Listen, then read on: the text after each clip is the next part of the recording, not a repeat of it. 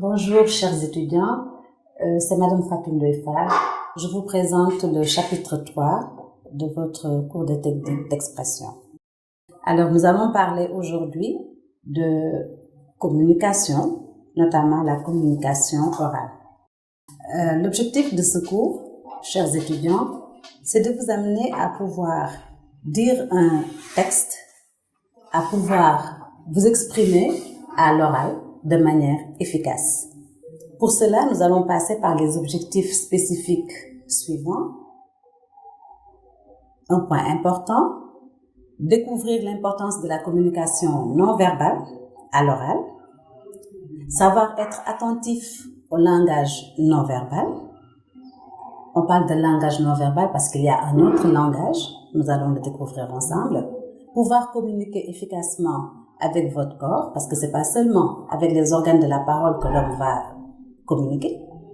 Et enfin, savoir lire un texte, une production orale, une production écrite, pouvoir dire cette production à l'oral. Comme nous allons le voir ensemble, il y a une différence entre lire un texte et présenter un texte. À l'oral, la présentation, elle est importante. Savoir rendre le texte vivant.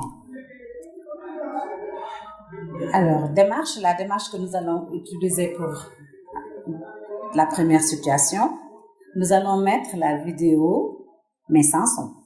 Sans son, il s'agira ici de découvrir les éléments de communication non verbale et de pouvoir les lire. Cela signifie tout simplement vous amener à pouvoir comprendre le texte, à essayer d'imaginer le message, de déchiffrer à partir de la communication non verbale, c'est-à-dire à partir du regard, à partir du visage, à partir de ce que le corps exprime. Alors, la première question qu'on vous pose, c'est d'essayer d'imaginer ce qui se dit. Ensuite, maintenant, deuxième temps, on met le son et nous allons comparer ensemble ce qui est dit et ce qui a été imaginé. Dernière étape, on observe et on commente. On mettra l'accent sur les éléments suivants. L'occupation de l'espace par la personne qui parle, la gestuelle de l'orateur et son regard. Quelles remarques peut-on en tirer? Deuxième mise en situation. L'objectif ici, c'est de mettre en corrélation le non-verbal et le verbal. Vous venez de découvrir que le corps exprime des choses, mais il faudrait que le corps exprime ce que nous voulons dire également. Dans un premier temps, on vous demandera de produire un texte de plaidoyer sur un thème d'actualité. Nous avons pensé à la place des jeunes dans l'émergence de l'Afrique, environ 15 lignes. Je sais que c'est un sujet qui vous tient à cœur, vous avez beaucoup de choses à dire, mais nous allons rester sur les 15 lignes. Ensuite, vous allez faire une vidéo. Oui, vous allez vous enregistrer, la présenter en ligne. D'abord, dernière étape, vous allez critiquer les vidéos en place, puisque chaque étudiant aura posté sa vidéo. Vous allez maintenant passer à ce qu'on appelle le travail de groupe, c'est-à-dire les critiques. L'accent sera mis sur les éléments de la communication non verbale encore, la gestuelle, quels sont les gestes qui ont été faits, est-ce que c'est de trop ou non, c'est adapté, c'est inadapté, ou bien la personne était statique, etc. Ensuite, l'intonation. Attention, nous sommes en train de parler, l'intonation, elle est importante. Vous avez déjà vu dans les autres classes, notamment à l'école primaire et ensuite au lycée, vous avez vu qu'avec les signes de ponctuation à l'écrit, on donne une respiration au texte. À l'oral maintenant, c'est avec les pauses, nous le verrons tout à l'heure. Occupation de l'espace, comment se comporte la personne quand elle parle? Est-ce qu'elle est là figée? Est-ce qu'elle vit? C'est-à-dire qu'elle va et vient, elle interagit avec son auditoire, etc. Alors, le but est de pousser l'étudiant à réussir sa présentation orale en aménageant des pauses dans son discours. J'en parlais tout à l'heure, l'importance des pauses. Vous savez que quand la pause n'est pas bien respectée, ça peut créer, comme à l'écrit, quand les signes de ponctuation ne sont pas bien respectés, ça peut créer un quiproquo, des contresens ou confusion de sens en tout cas. Donc ici, il faudrait amener l'étudiant à pouvoir observer des pauses. Pour cela, nous allons faire un exercice très simple. À partir d'un texte oral, on vous demande d'aménager des pauses, c'est-à-dire le texte qu'on vous donne sera dépourvu de signes de ponctuation. Il va commencer par une lettre majuscule, se terminer par un point, mais à part cela, aucun autre signe de ponctuation. Il vous reviendra à vous de mettre les pauses. Donc, trait rouge pour les pauses courtes, bleu pour les longues qui permettent de respirer. Et vous allez voir, quand vous allez dire et vous enregistrer l'importance de cette respiration dans le texte. Observez les phrases du texte, que remarquez-vous? Alors, quelques recommandations pour bien dire un texte. Nous avons passé en revue certaines pratiques. Vous avez pu, par la pratique, voir ce qui se dit ailleurs, soit par un politique, à partir de la déclaration de politique générale, soit par un littéraire, soit par un de vos camarades qui a eu à s'enregistrer. Et vous avez vous-même jeté un regard critique sur sa manière de communiquer oralement. Maintenant, il nous revient de faire une sorte de synthèse pour vous amener vraiment à réussir, parce que c'était ça notre objectif, à réussir à dire un texte. Alors, l'objectif visé est de vous amener à réussir une communication orale efficace.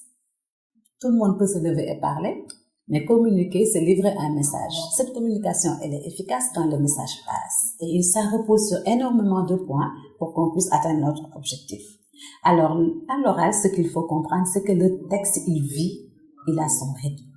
Quand vous dites votre texte de manière monotone et monocorde, mais personne ne vous écoute. Alors que si le texte respire, vous permettez à votre auditoire de vous écouter, de vous comprendre et de mieux être avec vous.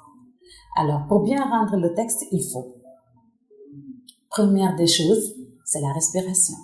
Il faut savoir gérer la respiration. Vous êtes jeune, en principe, vous êtes des sportifs, donc vous devez savoir respirer. Mais un constat s'impose. En tout cas, nous, les Sénégalais, nous respirons mal. Alors, comment est-ce qu'il faut respirer? Il faut inspirer, expirer, une respiration lente et profonde. Cela se travaille. En principe, ça dure 4 secondes. Et il y a des points qui vous permettent de voir si votre respiration est réussie ou non. Alors, si en respirant, vous sentez que l'air entre, vous soulevez les épaules, ça veut dire que vous l'avez réussi. Si les épaules ne se soulèvent pas, vous n'avez pas respiré. Alors, exercez-vous à la maison. La respiration, elle est incontournable dans une bonne communication orale. Savoir occuper l'espace. Ne pas rester statique, sur place. Bougez si possible. Si vous êtes en position debout, essayez de faire quelques mouvements. Si vous êtes en position assise, bougez la tête, regardez par-ci, par-là, changez de direction. En cas de projection, ne pas rester collé à la machine, prendre le temps de commenter et non lire. Il y a une différence entre lire et commenter. Si vous lisez votre PowerPoint, vous ennuyez votre auditoire. Il faut le commenter puisqu'ils ont le texte sous les yeux. Enfin, s'adresser à un public. Parler à une personne, tout le monde sait comment ça se passe, ça veut dire déjà lui donner toute l'attention qu'il faut, mais réussir également à capter l'attention de ce public-là. Toujours quelques astuces, parce que je sais que c'est pas facile de se lever un peu matin et de vouloir communiquer, c'est pas facile d'être à l'aise, ça s'apprend, c'est surtout des exercices. Alors, par rapport au regard, il ne faut pas regarder votre public dans les yeux. Ça peut vous déstabiliser facilement. Que faut-il faire? Balayer la salle du regard. Certains disent qu'il faut regarder le nez. D'autres disent qu'il faut regarder le front ou en tout cas les cheveux. Ce qu'il ne faut pas faire, qui est évident, c'est d'essayer de fixer le regard de l'autre. Mais pourquoi? C'est très simple. Quand l'autre me désapprouve, ça peut me déstabiliser. Quand l'autre dans le non-verbal, nous l'avons vu tout à l'heure, l'autre dans le non-verbal me montre, mais qu'est-ce qu'elle est en train de dire? C'est quoi ces conneries? Vous voyez un peu, je suis complètement déboussolée et je rate ma mission. C'est pourquoi on balaye du regard, on change de direction, on regarde en haut, on se focalise pas sur grand chose et chaque participant a l'impression que c'est l'autre qui est regardé et tout le monde se porte bien. Deuxième élément, à part le regard, avant cela d'abord, il faut préférer les phrases courtes à l'oral. Les phrases longues avec les subordinations, il faut les éviter. Surtout l'utilisation de dons, qui n'est pas forcément la meilleure. Le sourire occupe une place importante dans la communication. Lorsque vous êtes bloqué dans votre communication, ça arrive à tout le monde, ça peut arriver à n'importe qui, pour une raison ou une autre, de perdre le fil de ses idées, d'être déboussolé, justement, peut-être parce que vous avez croisé le regard de quelqu'un, vous vous sentez complètement déstabilisé. Qu'est-ce qu'il faut faire? S'arrêter. Prendre le temps de respirer, de bien inspirer et d'expirer calmement, sourire, regarder en haut, balayer la salle du regard, mais ne jamais se jeter dans un discours décousu. Mais c'est très simple, scientifiquement, vous allez comprendre.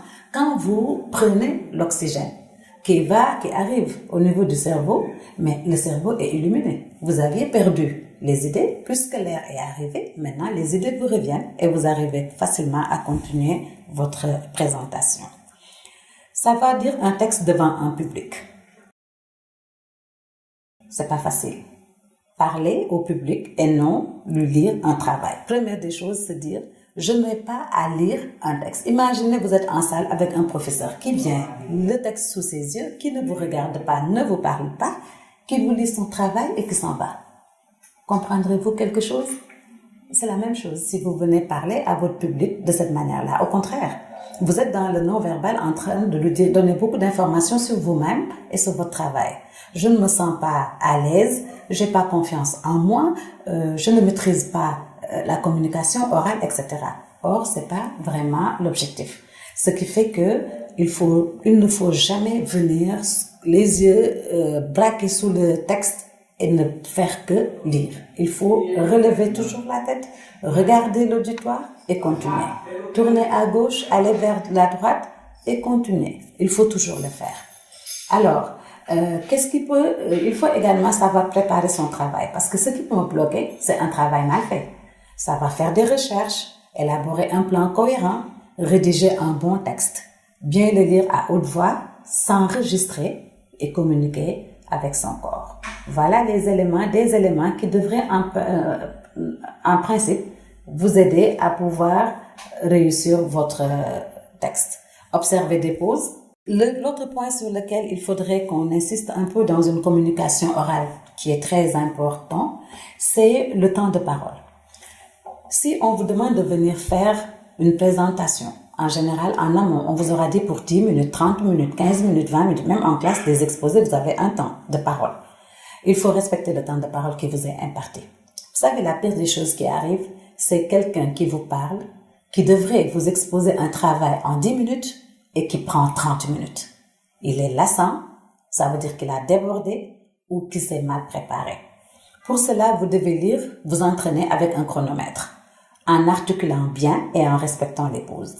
Attention, le président Senghor, peut-être que certains d'entre vous ne l'ont pas connu de son vivant, mais les adultes savent de quoi je parle. Il avait l'habitude, parfois, d'interrompre les journalistes pour leur dire « Le français est une langue qui s'articule. Il faut articuler. » Si vous articulez bien, ça vous permet à vous de mieux respirer et de laisser passer les choses, et ça permet à votre auditoire également de pouvoir comprendre ce que vous êtes en train de dire.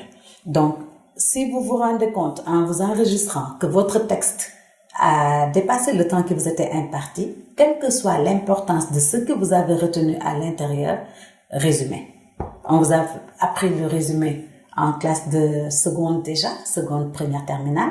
C'était pas pour s'amuser. C'était pour vous permettre de pouvoir condenser vos idées, de retenir l'essentiel pour pouvoir communiquer avec les autres. Alors, réajustez votre texte jusqu'à rester dans votre temps. En général, ça dépend de ces 30 minutes, 20 minutes, rarement 1 heure de temps dans des cas particuliers. Merci, chers étudiants. J'espère que la présentation a été claire pour vous et que nous sommes dans une situation d'oralité où chacun pourra se lever et présenter son texte. Je vous remercie.